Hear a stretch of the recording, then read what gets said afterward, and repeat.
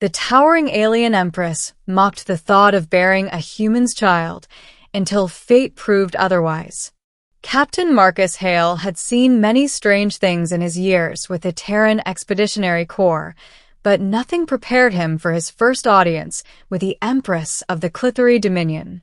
The Clithery were giants, 8-foot-tall beings of shimmering violet skin, luminous eyes, and voices that carried like thunder in a canyon. Their empires spanned hundreds of systems, their fleets blotting out stars. Humanity's arrival in their space had not gone unnoticed. Negotiations were tense. When Marcus was chosen as the Terran ambassador, it was not because of diplomacy. It was because he had survived battles that would have broken lesser men. He was calm under pressure, unflinching in the face of danger.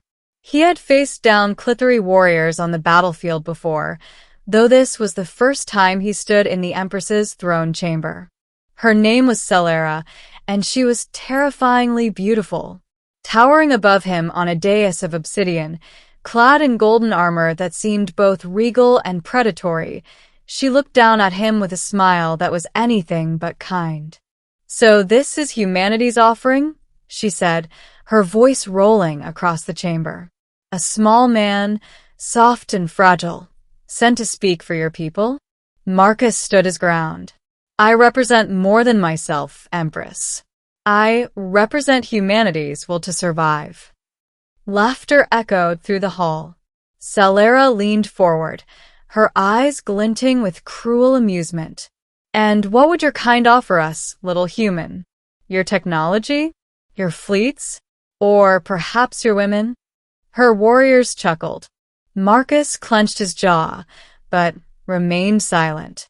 "And yet," Celera continued, her tone turning mocking, "I hear whispers that some of your kind dare dream of mingling blood with ours. Imagine it, a child born of a fragile human and a mighty Clithery. What absurdity!" The hall erupted in laughter. Celera's smile widened as she looked down at Marcus, expecting him to wither under ridicule. Instead, he met her gaze.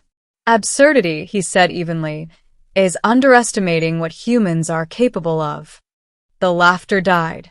Celera's eyes narrowed. For the first time, she regarded him not as prey, but as something unexpected. The reluctant alliance. Months passed. Humanity and the Clithery skirmished, tested one another's strengths, then grudgingly signed an alliance against a mutual enemy, the Ozirek swarm, a hive species consuming whole worlds. Marcus remained at Celera's side as liaison, a constant reminder of humanity's presence. At first, she treated him as little more than a pet, calling him Small One, mocking his stature, questioning his endurance. Yet time revealed cracks in her disdain. Marcus proved resourceful in battle planning, daring in negotiations, and unshakable even under pressure that would break most soldiers. When the Ozirek ambushed a convoy, Marcus personally led a strike team that saved thousands of Clithery lives. Celera summoned him after that battle. "You risked yourself for my people," she said, studying him as though for the first time. "They're not just your people," Marcus replied. "If the swarm consumes you, humanity will fall next. We either fight together or die alone." For a long moment, Celera said nothing. Then, with a faint smile, she whispered, "Perhaps you are not as fragile as you appear." The mockery returns. Despite her growing respect, Celera never missed a chance to taunt. One evening, as they reviewed star charts in her private chamber, she leaned close, towering over him. "Tell me, Marcus," she said with sly amusement, "do your people truly believe one such as I would ever take a human mate? That I would bear a half-blood child of fragile bone and soft skin?" Her laughter rang like bells. Marcus flushed, but did not rise to the bait. "I don't speak for dreams," he said calmly, "only for reality. And the reality is that bloodlines mean nothing compared to loyalty, strength, and will." Solara's laughter faltered.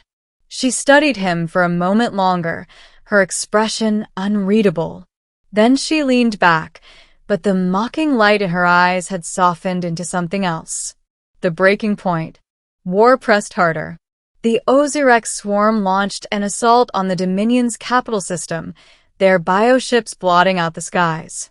In the chaos, Solara herself was nearly slain when her command barge was struck. Marcus dragged her from the wreckage, shielding her with his own body as fire rained down. She looked at him afterward, bloodied yet unbroken, and something in her shifted. For the first time in her reign, she had seen true selflessness, not from her towering warriors, but from the small human she had mocked. That night, as they regrouped on a distant moon, she dismissed her guards and spoke to Marcus alone. "You should have left me to die," she said quietly. "That's not who I am," Marcus replied. Her emerald eyes glimmered. "You are a fool, Marcus Hale. A brave, reckless fool." And then she kissed him. The unlikely bond. What began as curiosity became something deeper. Solara and Marcus spent stolen moments together, hidden from her court. She teased him still, but her mockery had lost its cruelty. It became affection, a strange bond forged in fire and blood. Her people whispered, outraged that their Empress lowered herself to a human. The Council of Elders demanded she cast him aside. But Solara only laughed, declaring that no Clithery warrior had matched her strength of will as Marcus had. "I mocked the thought of bearing your kind's child," she confessed one night, her voice trembling with a mixture of amusement and disbelief. "And yet, I no longer find the thought absurd." Marcus, ever steady, simply took her hand. "Then don't mock it. Live it." The revelation. Months later, the war reached its climax. The united fleets of humanity and the Clithery struck the swarm's queen world. Amidst the chaos of the battle, Solara fought like a goddess of war, Marcus at her side. When the swarm finally burned, victory celebrations swept across the stars. Yet in private, Solara revealed a secret to Marcus. "I carry life," she whispered, her voice uncharacteristically soft. Marcus froze. "You mean?" She nodded, her towering frame trembling slightly. "It is impossible. Our biology was never meant to mix. And yet, fate has defied us both." For the first time, the Empress who mocked all others wept, not in fear, but in awe. Marcus stepped closer, placing a hand against her armored chest. "Then let fate decide what we cannot. Whatever comes, I will stand with you. A new future." The revelation rocked the Dominion. Outrage, fear, and awe rippled across the stars. Elders condemned it as blasphemy. Warriors raged that their Empress had been tainted, yet the people, those who had seen Marcus fight for them, bleed for them, began to whisper of something greater. A child born of two worlds. A symbol of unity. A bridge between species. Solara stood before her court, no longer mocking. "You call it impossible," she declared, her voice thundering through the hall. "I call it destiny. This child is proof that we are not bound by old hatreds. Humanity and Clithery are stronger together than apart." And as Marcus stood beside her, smaller yet unbowed, the people roared their approval. The ending. Years later, peace stretched across the Dominion and Terran space. The child, half human, half Clithery, grew under the watchful eyes of both empires, a living symbol of unity.